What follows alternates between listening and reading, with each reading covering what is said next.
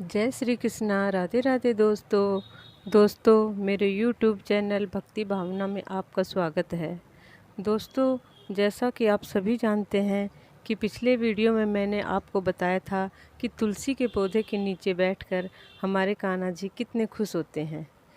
उसी प्रकार रोज़ की दिनचर्या में बहुत सी ऐसी छोटी छोटी बातें होती हैं जिनके द्वारा हम सरलता से अपने लड्डू गोपाल को प्रसन्न कर सकते हैं। दोस्तों, जैसे हम अपने बच्चों को खुशियाँ देने का भरसक प्रयत्न करते हैं, वैसे ही हमें अपने नन्हे से लड्डू गोपाल को भी खुश रखने की कोशिश करनी चाहिए, क्योंकि वे भी हमारे घर में हमारी संतान की तरह ही होते हैं। दोस्तों, जब कभी हम बाज़ार जाते हैं तो हमारे बच्चों की कुछ फरमाइशें होती हैं, हमारे लिए खिलौने लाना, हमारे लिए टॉफ़ी लाना, मिठाई लाना, और हम कोशिश करते हैं कि हम उन्हें वह हर चीज़ लाकर दें जिससे उन्हें खुशी मिलती है, और हम उन्हें अपनी हैसियत के अनुसार वे चीज़ें लाकर भी देते हैं। दोस्तों, हमारे लड्डू गोपाल हमसे कोई फरमाइश तो नहीं करते, मगर हमें इस बात को नज़रअंदाज नहीं करना चाहिए। हम बाज़ार जाते हैं तो हमें अपने छोटे से कान्हा जी के लिए कोई भी चीज़ अवश्य लानी चाहिए, फिर चाहे वह कोई खिलौना हो या एक छोटी सी टॉफ़ी ही क्यों ना हो, उसी में हमारे कान्हा जी खुश हो जाएंगे। कान्हा जी भी हमारे घर के सदस्य समान ही होते हैं, फिर उन्हें हम अनदेखा कैसे कर सकते हैं। दोस्तों, मैं आपको एक छोटी सी सच्ची घटना सुनाती हूँ। मेरे घर में भी कान्हा जी हैं। एक बच्चे की तरह ही मैं उनका लालन पालन करती हूँ। जैसे उन्हें सुबह उठाती हूँ, चाय पिलाती हूँ, उन्हें नहलाती हूँ और दोपहर में खाना खिलाकर उन्हें विश्राम करवाती हूँ। शाम को फिर चाय बिस्किट खिलाती हूँ और रात में भोजन करा के उन्हें लोरी सुनाकर सुलाती हूँ। घर में कोई भी खाने की चीज़ आती है तो सबसे पहले मैं उन्हें ही भोग लगाती हूँ। मगर दोस्तों, एक बात मेरे दिमाग में कभी नहीं आई कि मैं जब भी मार्केट जाती उनके लिए कुछ अलग से लेकर जाऊँ, ये मुझे कभी नहीं समझ में आया। एक दिन मैंने सोचा कि मैं जब भी बाज़ार जाती हूँ मुझे अपने कान्हा जी के लिए कुछ न कुछ अवश्य लेकर जाना चाहिए।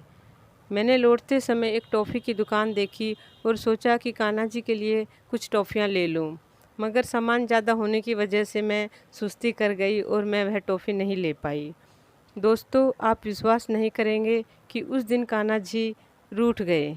उनके चेहरे की मुस्कान कहीं खो गई और वे कुछ भी खाते वही गिरा देते। मुझे ये बात समझ में आ रही थी कि वे ऐसा इसलिए कर रहे हैं कि उस दिन मैंने उनके लिए टॉफ़ी नहीं लेकर आई। गर्मी की वजह से मैं दोस्तों मार्केट नहीं जा पा रही थी, मगर मैंने सोच लिया कि जिस दिन मैं मार्केट जाऊंगी उनके लिए टॉफ़ी अवश्य लेकर आऊंगी। और एक दिन अचानक ही मुझे कोई ऐसा काम पड़ा कि मुझे मार्केट जाना पड़ा, और मैंने उनके लिए आते समय 2 चॉकलेट ख़रीदी और घर आते ही सबसे पहले उन्हें चॉकलेट दी। दोस्तों, उनके चेहरे पर की मुस्कान लौट आई थी। वो इतने खुश लग रहे थे कि जैसे उन्हें कोई बहुत ही कीमती चीज़ मिल गई थी। दोस्तों, ऐसा नहीं कि उन्हें चॉकलेट का लालच था, वे तो बस हमारी भावना देखते हैं कि हम उन्हें कितना याद करते हैं, कितना ख्याल रखते हैं। दोस्तों, अगर वास्तव में आप उन्हें अपनी संतान की तरह रखते हो और उन्हें प्यार करते हो तो उनके चेहरे पर आए हुए हाव भाव आप अवश्य पहचान जाएंगे कि वे खुश हैं या नाराज़। तो दोस्तों, इस बात का अवश्य ध्यान रखें कि मार्केट में जब भी जाएं तो अपने बच्चों के लिए आप कुछ लेके आते हैं तो कान्हा जी के लिए भी कोई न कोई चीज़ अवश्य लेकर आए, चाहे वह 1 रुपए की टॉफ़ी ही क्यों ना हो। दोस्तों, जो हमें सब कुछ देता है, जिसकी बदौलत हमारा ये जीवन है, उसे तो हम भला क्या दे सकते हैं, मगर उनके लिए कुछ लाकर उनका मान तो रख ही सकते हैं। दोस्तों, वैसे तो बहुत सी ऐसी छोटी छोटी बातें हैं जिनसे हम अपने कान्हा जी को प्रसन्न कर सकते हैं, लेकिन आज की वीडियो में बस इतना ही। अगले वीडियो में मैं आपको और एक उस चीज़ के बारे में बताऊंगी जो कान्हा जी को अति प्रिय है। अच्छा दोस्तों, जय श्री कृष्णा, राधे राधे, आपका दिन शुभ हो।